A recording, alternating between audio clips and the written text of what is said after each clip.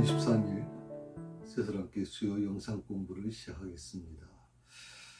오늘은 특별히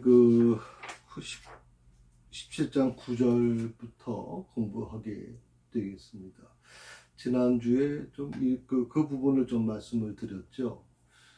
무리바에서 이스라엘 백성들이 어떻게 보면 이제 그 불평불만을 쏟아내고 모세가 또 하나님께 나가서 저들이 나를 죽이려고 합니다 할 정도로 아주 살벌한 분위기가 조성되지 않았습니까?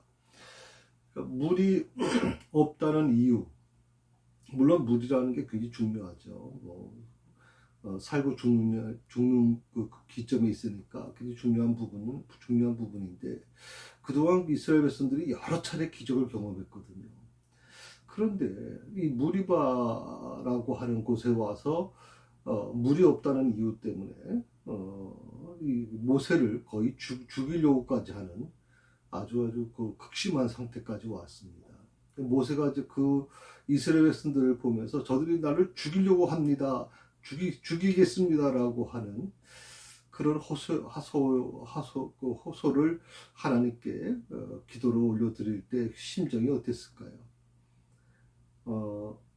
그 어려운 고난을 다 이겨낼 수 있었던 것은 민족을 구원한다라고 하는 어떤 그런 지도자로서의 어떤 그런 책임감이 굉장히 컸을 텐데 지금 이스라엘 백성들은 지금 모세를 향해서 돌을 던지려고 합니다.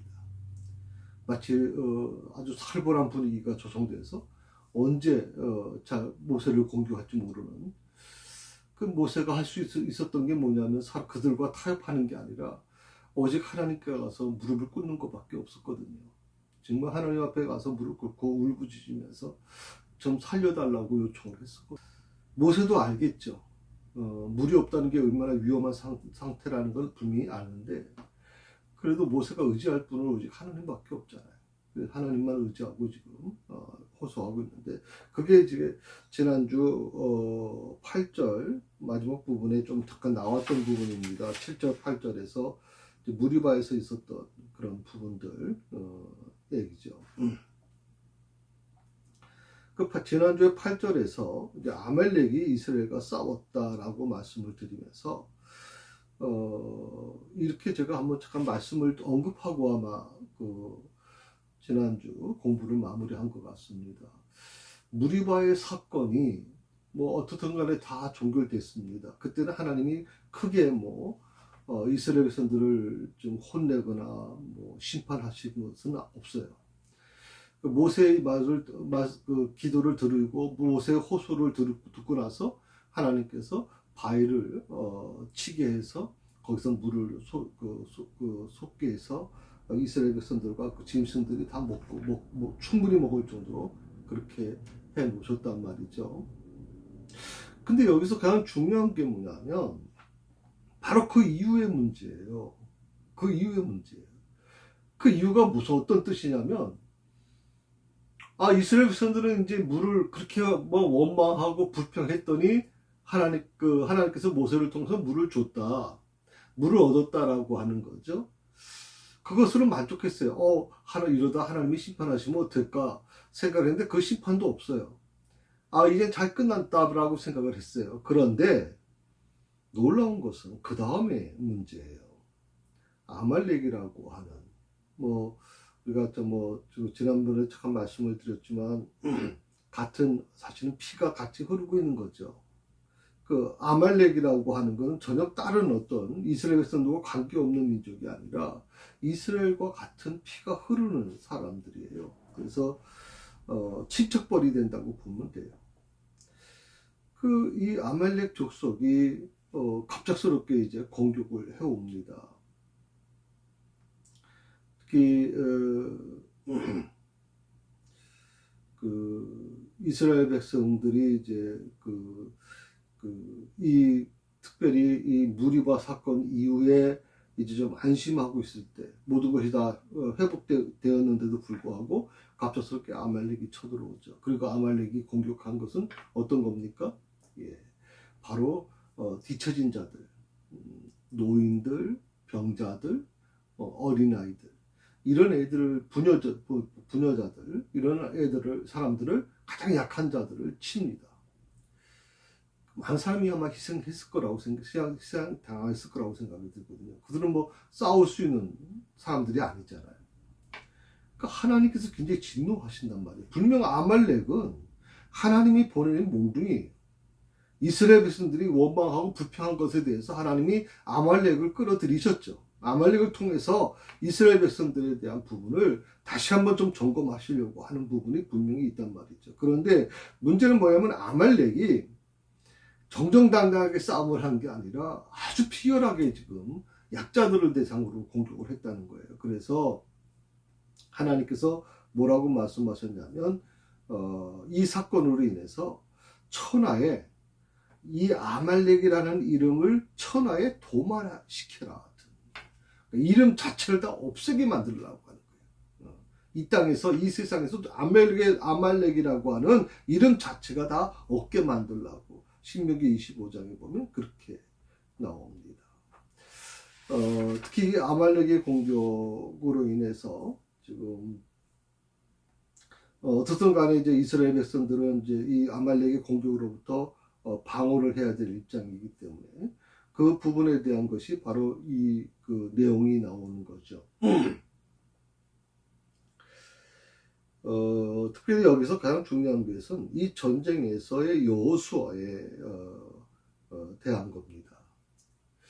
우리가 상식적으로 생각하면 여호수아는 뭐 모세의 시종이었다라고 얘기하면서 여호수아는 전혀 이 군사적인 것과는 상관없는 자로 생각을 했어요.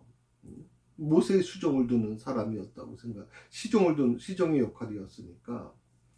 그런데 놀랍게도 모세는 이 여호수아를 이 전쟁의 총사령관으로 지명합니다. 그 일부 학자들은 바로 이 여호수아가 젊어서부터 무사로 훈련받았기 때문에 가능했다 이렇게 얘기를 하는데, 글쎄요, 성경에서 여호수아가 무사로 훈련받은 그 흔적이 별로 제가 상식적으로는 찾아볼 수 없었는데, 아무튼 뭐 학자들 중에서는 신학자들 중에서는 그렇게 얘기를 합니다. 젊어서부터 무사로 훈련받아서 모세가 죽은 후에 그의 후계자가 될 수 있었다라고 이제 설명하는 학자들도 있어요.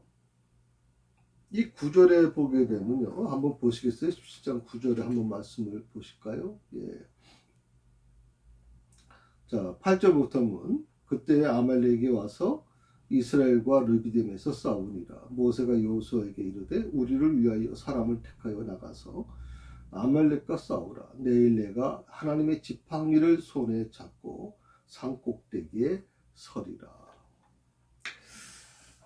특히 아말렉은 이제 에서의 자손이라고 말씀드렸잖아요. 예, 그래서 그 에서라고 하는 사람은 이제 호전적인 사람이잖아요. 사냥꾼이고.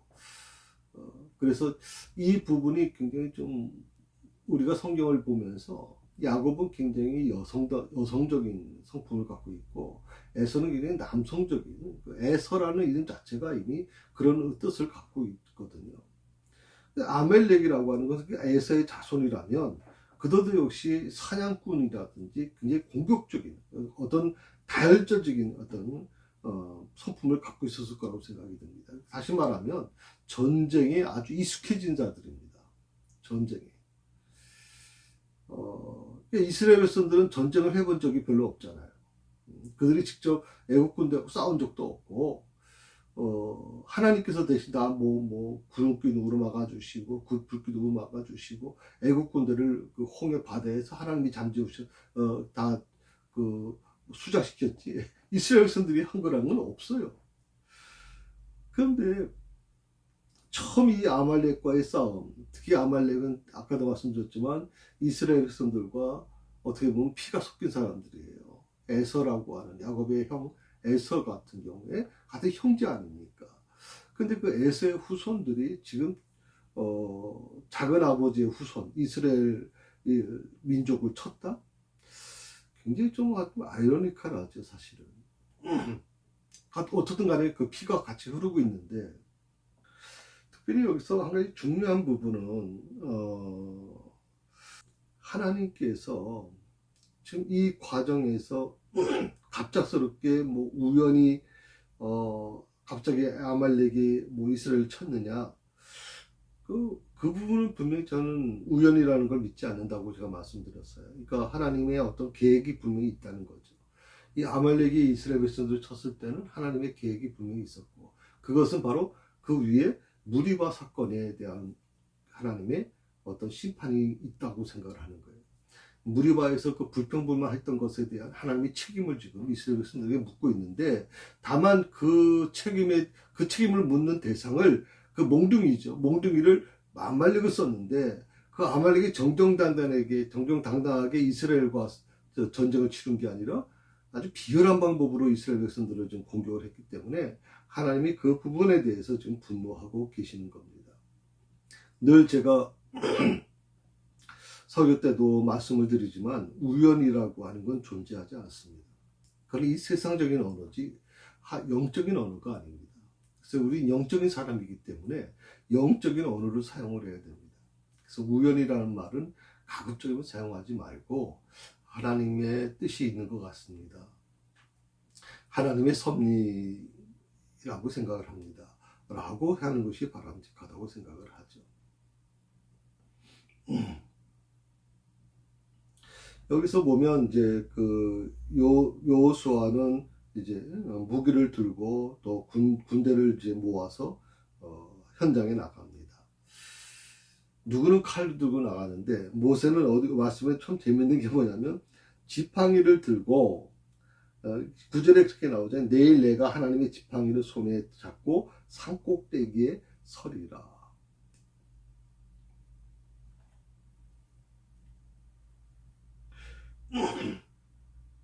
여호수아는 전장에 전선을 내보내고 본인은 산꼭대기에 선다. 산꼭대기에 서서 기도한다. 이건 어떻게 보면 우리 그 성경에 수시로 나오는 얘기입니다. 마르다 마리아의 이야기도 마찬가지죠. 예. 그 음식을 만들던 언니 마르다가 얘기하지 않습니까?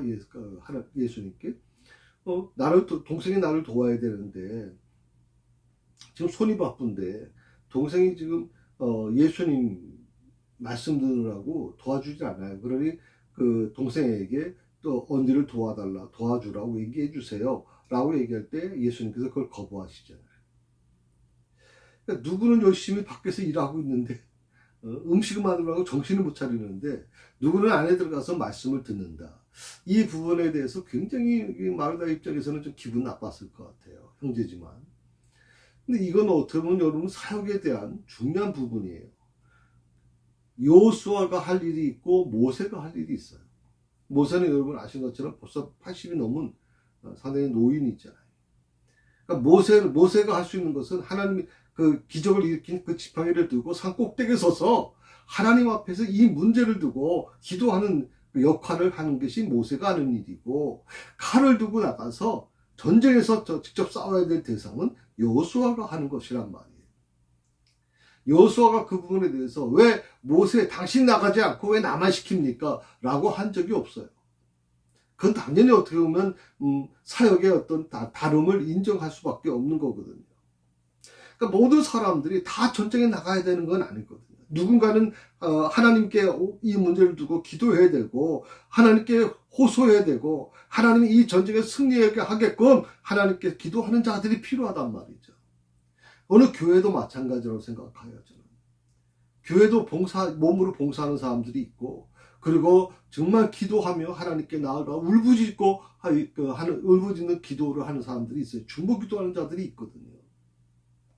그럼 우리가 생각할 때 남들은 왜 정말 열심히 봉사하고 정말 시간 내서 정말 몸이 힘들도록 그렇게 열심히 일하는데, 누구는 가서 기도만 하고 있는 게 이게 옳은 겁니까? 라고 지적하신다면 오늘 말씀을 여러분 깊이 묵상해 보세요.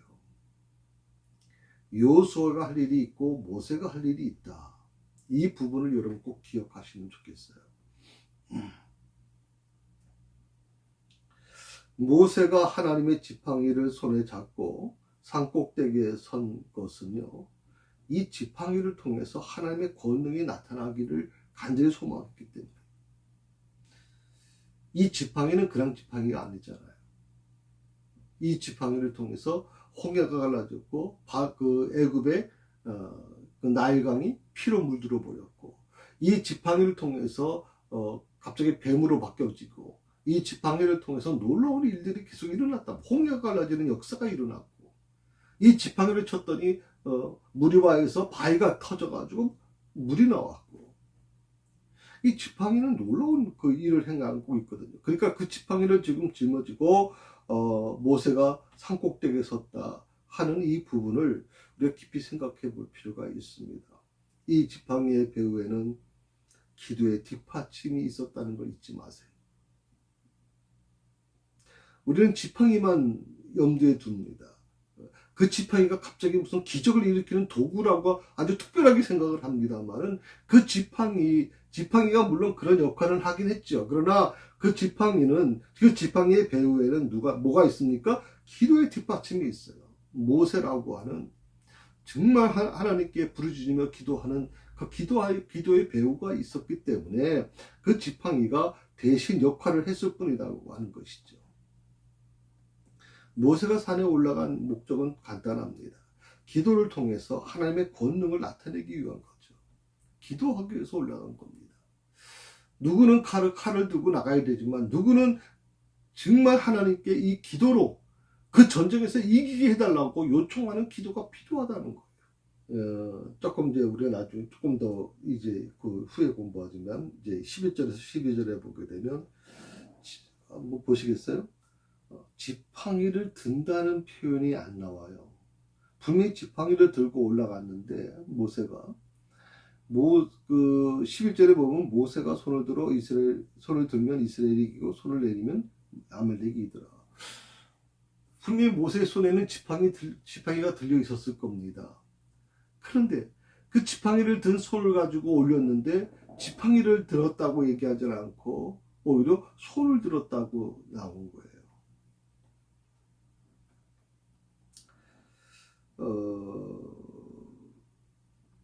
그 손을 든다는 것은 결국 기도의 모습을 보여주는 거죠.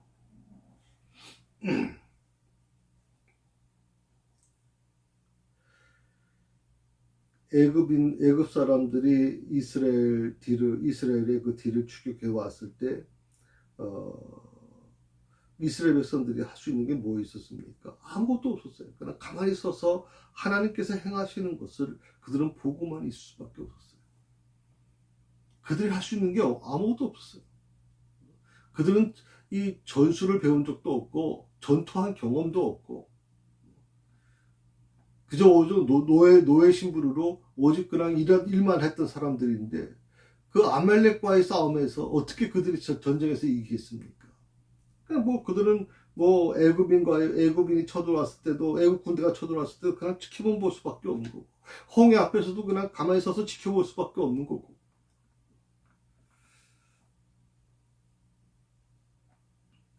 그런데 오늘 이 9절부터는요, 어떤 변화가 일어납니까? 스스로 일어나야 된다는 거예요. 스스로 칼을 잡고 이제는 싸움터로 나가라는 거예요. 지금까지는 하나님이 모든 것을 다 주관해 주셨지만, 이제는 너희들이 스스로가 너희를 지킬 수 있도록 너희들이 스스로 조직해서 군사를 만들어서 전면에 나가서 싸우라는 겁니다. 하나님께서는 때때로는 이 매개체들을 이용하신다는 것을 우리가 좀 믿어야 될 거라고 생각을 합니다. 여호수아는 원래는 이제 에브라임 지파에 속한 사람이에요. 그러니까 에브라임 지파에 속해서 그 에브라임 지파의 눈이라고 하는 그 아버지의 이제 아들로 태어났고요. 그 원래는 이제 그 여호수아가 아닙니다. 원래 이름은 호세아입니다. 민수기 13장에 보게 되면 호세아로 나옵니다. 호세아, 우리 호세아 선지자에 대해서 알고 있잖아요. 호세아, 여호수아, 예수 다 같은 의미를 갖고 있어요. 우리 예수라고 하는 이름은 이제 쉽게 말하면 우리가 어떤 헬라어적인 표현이지만, 히브리어에서는 여호수아, 예수아 뭐 이렇게 표현을 한단 말이죠. 호세하고도 연결되어 있는데, 근데 훗날 이제 모세에 의해서 호세아라는 이름을 여호수아로 이제 변경됐다. 민수기 13장에 보면 이제 그렇게 나옵니다.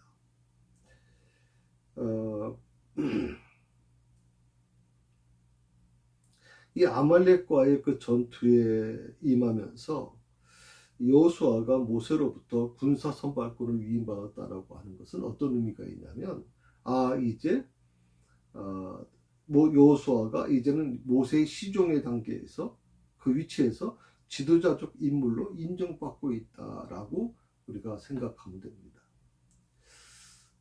이건 굉장히 중요한 부분입니다.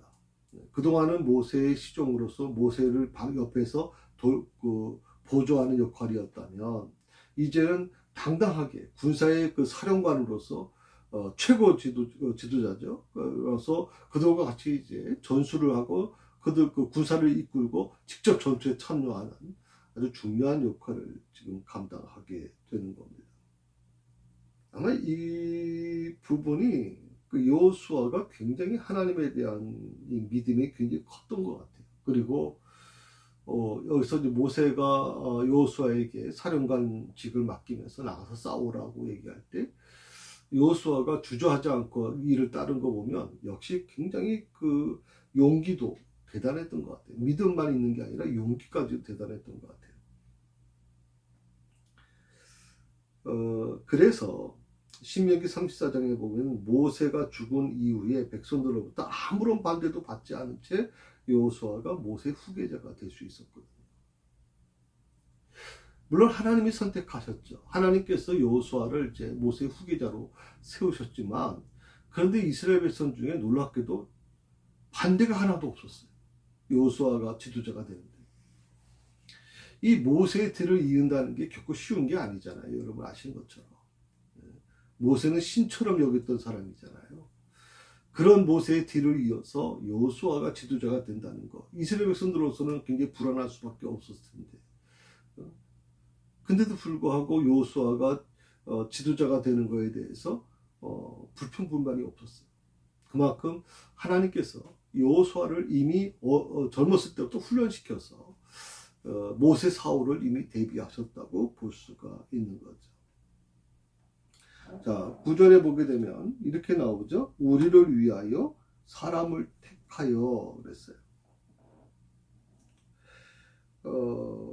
계속 말씀드리지만 이스라엘 백성들은 지금 전쟁에 훈련이 되어 있지 않아요. 전쟁의 경험이 없어요. 그래서 아마 어떻게 보면 오합지졸 같은 존재였을 거라고 생각이 듭니다. 여호수아가 이제 군사를 선택하는 과정에도 이들은 뭐 전쟁을 치러본 적이 없으니까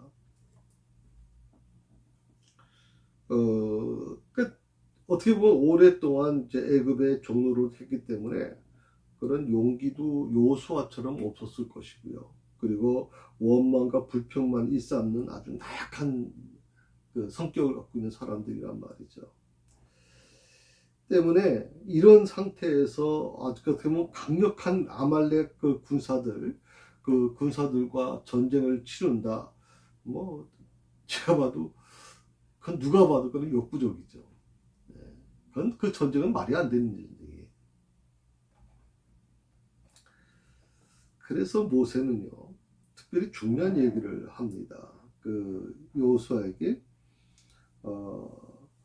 사람을 택하라. 그러니까 모든 사람들을 다 데려가라는 게 아닙니다. 그 중에 사람을 택하라는 거죠. 아말렉과 싸울 수 있는 사람들. 그것은 어떻게 보면 여호수아에게 굉장히 그것을 볼 수 있는 눈을 여호수아가 가졌는지를 확인하는 겁니다. 이 사람들을 뽑아서 나갔을 때는 이 전쟁에서 지도자는 그렇지 않습니까? 적어도 그 사령관들은 이 군사들이 나와 같이 목숨을 걸고 싸워야 되는 거니까 아무나 뽑을 수는 없는 거잖아요. 그런데 조금 전에 말씀드린 것처럼 이들은 전쟁에 대한 경험 없어요. 전투에 대한 어떤 훈련을 받아본 적도 없어요. 다만 한 가지 있다면 믿음이 강하고 용기가 강한, 그래도 이 민족을 지켜야 되겠다라고 하는 그런 용기가 있는 사람들, 그런 사람들을 아마 선택해서 이스라엘을 대표해서 싸우도록 했을 것이다 라고 우리가 추측할 수가 있습니다. 그리고 얘기하는 게 뭐냐면 그 다음에 나가서 아말렉과 싸우라. 모세가 이스라엘 백성들을 애굽에서 인도에서 신종국가를 세울 수 있게 이끌어간 정치적인 지도자라면 여호수아는 어떤 사람이냐? 전형적인 군인입니다. 이게 시작점이 다른 거예요. 모세는 전쟁을 직접적으로 치르진 않았어요. 다만 모세는 이런 전투의 경험이 있죠. 왜냐하면 그런 왕실에서 이 전투 훈련을 받았습니다. 굉장한 아마 전문적인 훈련을 받았을 거라고 생각하거든요. 그렇지만 하나님은 이 모세로 하여금 전쟁을 치르는데 글을 쓰질 않았어요. 오직 모세는 어떤 정치적인 지도자로 일을 했고 이스라엘 백성들을 하나로 만들고 그들을 이끌어가는 지도자가 되었다면 여호수아가 하는 일은 뭐냐면 여호수아는 정치적인 지도자가 아니라 군사적인 군인으로서의 역할을 감당하게 됩니다. 그리고 이스라엘 백성들을 가나안 땅으로 인도해서 가나안 족속을 정벌하고 정복하는데 큰 공을 세운 하나님의 종이었다라고 성경은 그렇게 우리에게 알려주고 있습니다. 그래서 여호수아를 예수 그리스도의 모형이다라고 생각하는 이유가 뭐냐면 여호수아는 정말 어떤 칼을 들고서 나가서 직접 목숨을 걸고 싸워야 되는 사람들이. 그러니까 이걸 우리 시대에 다시 한번 얘기한다면 온갖 마귀, 악한 마귀를 물리쳐야 되는 책임이 바로 이 여호수아 같은 사명이 우리에게 있다는 거고요. 그리고 우리를 천국으로 인도하시는 예수 그리스도의 모형이 바로 이 여호수아에서 볼 수 있다라고 하는 것입니다. 자, 그리고 9절 마지막 부분에 내일 내가 하나님의 지팡이를 손에 잡고 산꼭대기에 서리라.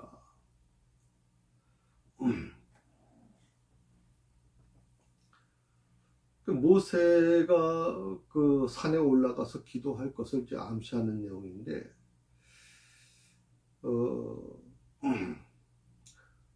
지도자 모세는요, 사실 나이가 좀 많이 있잖아요. 전쟁터에 나가기에는 굉장히 좀 어려움이 있었을 거라고 생각하고 하나님께서 모세를 전쟁터에서는 나가지 않게끔 하신 것 같아요. 다만 이 선택된 병사들을 전쟁터에 보낸 후에 그들을 위해서 기도하는 역할을 이 모세가 감당했다 하는 겁니다.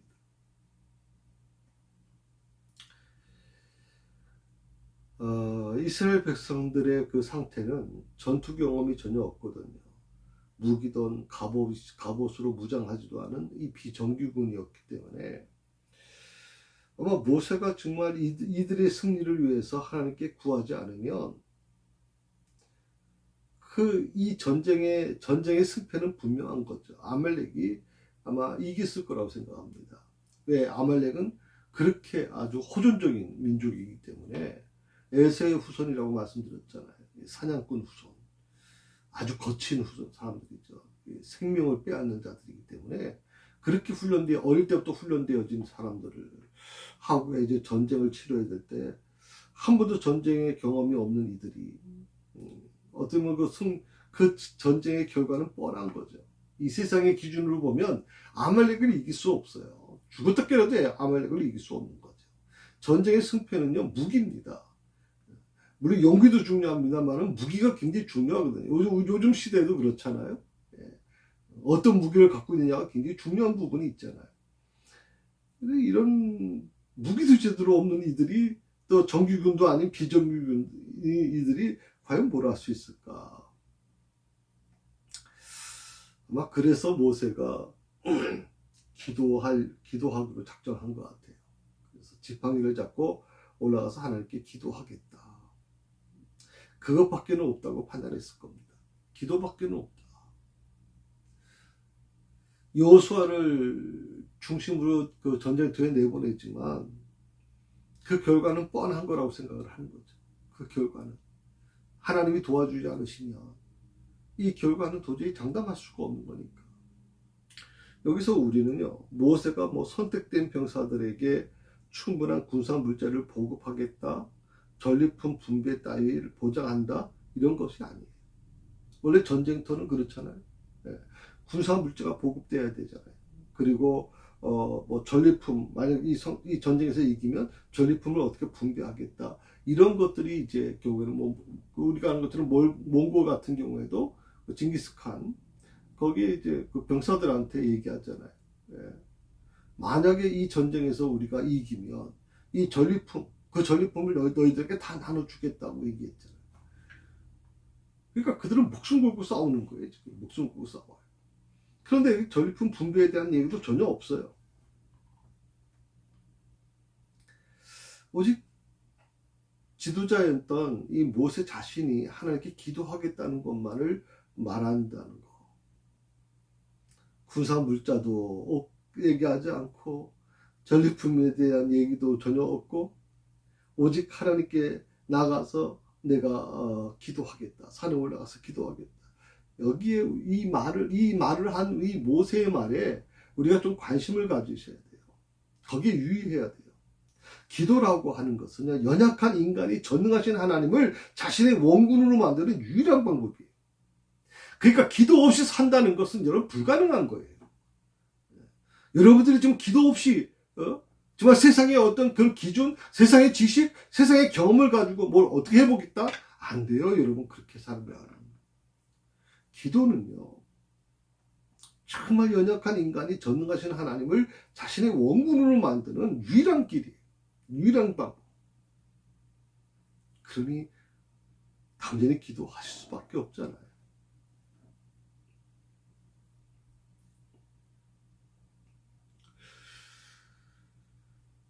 하나님께서 어떻게 이스라엘 백성들을 훈련시키고 또 그것이 그의 모세의 그 어떤 뭐 공동체 유익이 어떻게 이바지하게 되는가를 한번 우리가 이 말씀을 통해서 나는 하나님의 지팡이를 손에 잡고 산꼭대기에 서리라고 하는 이 모세의 말 속에서 우리는 이것을 느낄 수 있어요.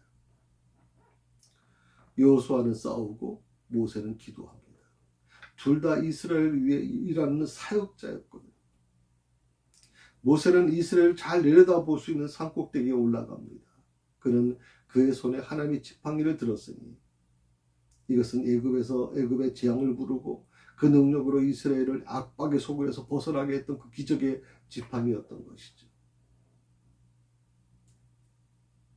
아마 모세가 이스라엘을 향해서 이스라엘 백성들을 향해서 든 그 지팡이를 봤을 때 이스라엘 백성들은 이 전쟁에서 자신들이 이 전쟁에 이길 거라는 생각을 전혀 못했을 겁니다.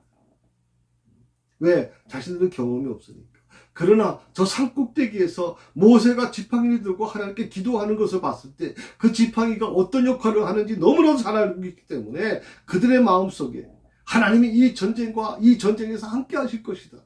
하나님께서 우리와 함께 하실 것이다 라고 하는 확신을 그들이 가지고 나갔을 거라고 생각이 들어요. 그래서 이렇게 한번 생각해 보죠. 하나님을 향해서 그 지팡이를 들고 모세가 이렇게 호소했을 겁니다. 이사야서 51장에 보게 되면 이 전쟁은 여호와의 것이 아닙니까? 하나님께서 도우시며 또 도와주시려고 오시지 않겠습니까? 들려진 이 지팡이가 증거하오니 오 여호와의 팔이시여 능력을 베푸소서 라합을 치신 이가 당신이 아니옵니까? 라고 그렇게 호소했다. 이사야 51장 9절에서 10절의 말씀에 보면 그 내용이 나와요. 이 전쟁은 여호와의 것이 아닙니까? 인간적으로 보면 이 전쟁의 승패는 뻔한 거예요. 상대가 안 돼요. 아말렉과 도저히 그건 경쟁이 안 되는 거예요. 전쟁 자체가 안 돼요. 그런데도 불구하고 모세는 여호수아에게 군사를 뽑아서 나가라는 거예요. 칼을 들고. 그리고 자신은 산꼭대기에 올라가서 지팡이를 붙잡고 하나님께 기도하고 호소하겠다. 그런데 놀라운 것은 여호수아의 칼도 물론 중요했겠지만 이스라엘 백성들이 정말 자신감을 가지고 이 전쟁에 임할 수 있었던 이유는 뭐냐면 바로 산꼭대기에 지팡이를 들고 서 있는 모세의 모습을 본 겁니다. 그리고 그 지팡이가 어떤 역할을 할지를 알기 때문에 그들은 이 전쟁에 비록 우리의 능력이 부족하고 우리 경험이 부족하고 우리의 군사적인 그런 모든 것이 부족하다 할지라도 하나님이 함께 하실 것이라고 하는 그런 놀라운 확신을 그들이 얻었을 거라고 생각이 듭니다. 기도하는 군대는 우리와 같은 군대라는 것이 바로 오늘 본문에 나타나 있는 내용이죠.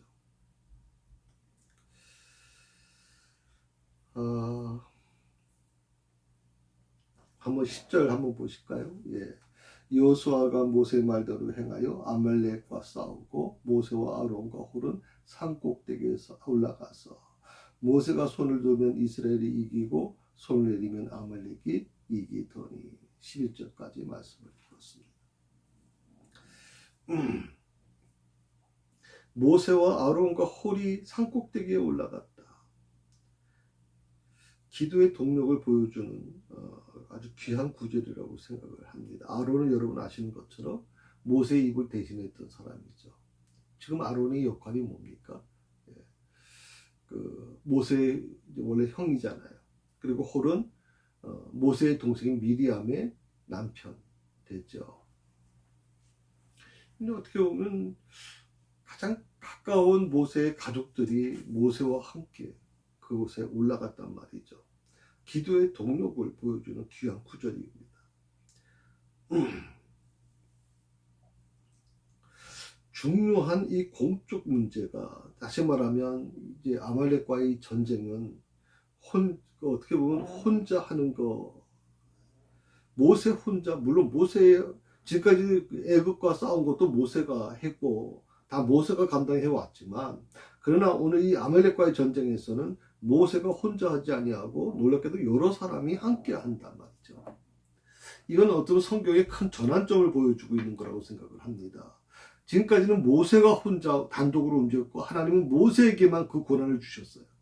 모세가 나를 대신할 것이고 아론조차도 모세에게 순종하라고까지 얘기했거든요. 그런데 놀랍게도 모세가 올라가는데 아론과 홀이 같이 올라간단 말이죠. 만약 아론과 홀이 올라가지 않았으면 어떻게 됐을까? 모세가 그 지팡이를 들고 손을 들고 기도하는데 그 손이 어떻게 사람이 손을 계속 들 수 있겠습니까? 너무 힘드니까 내려오게 되면 그 전쟁에서 아말렉이 이기고 손을 다시 올리면 이스라엘이 이기는 참 놀라운 거예요. 손을 들고 내리는 것이 전쟁의 승패를 가로한단 말이죠.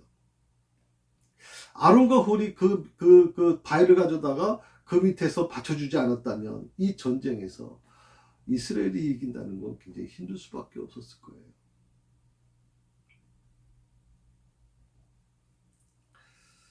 어떻게 보면 우리가 이 교회를 섬기는 것도 마찬가지예요. 목사 혼자 하는 거 아닙니다.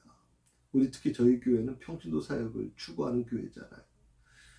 평신도 사역을 추구한다는 것은 어떤 굉장히 중요한 의미가 있죠. 교육자 중심이 아니라 평신도 중심으로 자유롭게 자율적으로 움직이라고 하는 거거든요.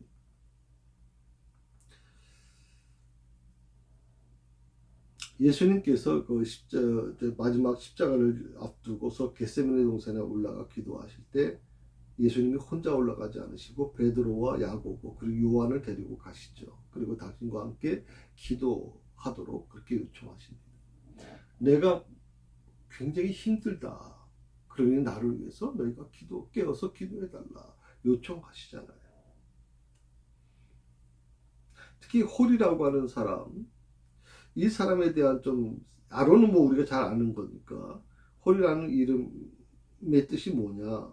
존귀함, 고귀하다 하는 뜻을 갖고 있어요. 이 홀은요 유다 지파 갈렙의 후손이에요. 갈렙. 또한 유명한 성막 건축자였던 부살렐의 조부가 된다. 역대상 2장에 보게 되면 성막 건축가, 유명한 성막 건축가였던 부살렐의 조부였다. 물론 뭐 정확하게 홀이 어떤 인물이었는지는 정확하게 알 수는 없지만 모세의 누인 미리암의 남편이었을 것이라고 하는 것을 추측하고 있다라는 정도만 우리가 알 수가 있습니다. 특히 11절에 모세가 손을 들면 이기고 라고 하는 말 속에서 이스라엘의 승리가 모세의 손에 좌우되었다는 의미로 우리가 이해할 수 있는데 이건 잘못된 거죠. 모세가 손을 올리니까 이겼다? 모세가 손을 내니까 졌다? 라고 할 때 모세에게 초점이 맞춰지는데 그것보다는요. 사실 모세의 손 역시 다른 사람과 다를 게 아무것도 없어요. 여호수아나 아론나 홀과 등과 똑같은 평범한 손이었어요. 그런데 모세의 손에는 뭐가 있어요? 하나님의 능력을 상징하는 지팡이가 들려져 있단 말이죠. 그러니까 모세가 손을 들었다는 것은 모세의 손에 지팡이가 같이 들려 올려지는 거예요. 그리고 그 지팡이는 뭐예요? 하나님의 능력의 표시예요. 하나님의 능력이 함께 하신다는 증거예요. 그러니까 손을 들어서 모세가 손을 들었기 때문에 그런 것이 아니라 하나님께 온전히 기도하며 하나님의 뜻을 구했을 때 하나님이 모세의 손을 통해서 역사하고 계시다는 거죠.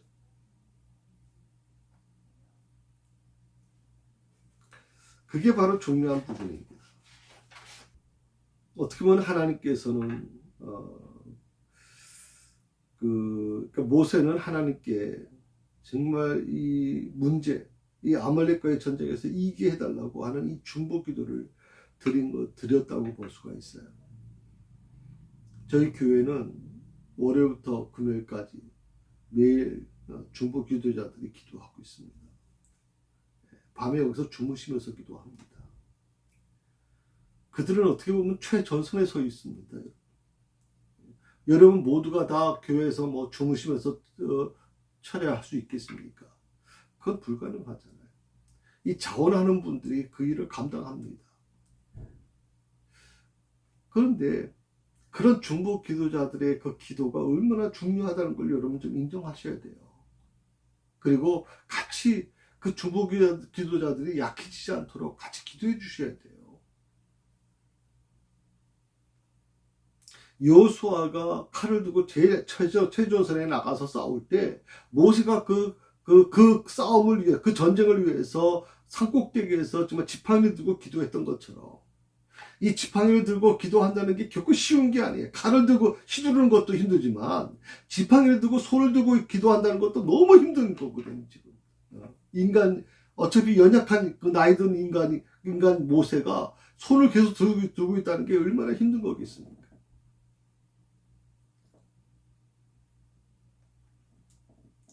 기도의 표현으로 손을 들어 간구하는 것, 이것이 종종 성경에는 많이 좀 기록되어 있어요. 역대하 6장에도 나와 있고 디모데전서 2장에도 나와 있거든요. 그래서 오늘 모세가 손을 든다는 것은 간구하는 기도의 표현이라고 우리가 생각할 수 있어요. 그러니까 손을 내린다는 것은 기도를 중지했다는 것을 상징하는 거다.